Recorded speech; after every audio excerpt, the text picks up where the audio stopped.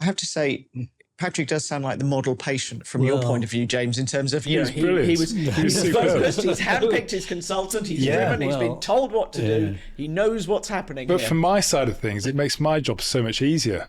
Patients come to me and they say, I've got these questions, I'm afraid I've done lots of research on it, I'd just like to ask these questions. They say, no, that's absolutely fine. Because of course, I like talking about it because it's what I enjoy. So of course I don't mind talking about it. And actually for those patients who've gone away, they've researched it, their questions are really valid and, sort of all make sense. So yeah, and I'm fully supportive of patients who've really done their research before they come to me. And I think most patients generally do, because it's such a big event in their life. And it's easy to forget that, but it is a big event in their life. And so, yeah, it's important. Do you have a lot of patients who've done this level of research into you, though? Most patients. It's really interesting. So most patients who've come to me in the private sector, I'd say over 90% of people have been on my website. They've looked at the fact that I do between about 250 to 300 joint replacements a year.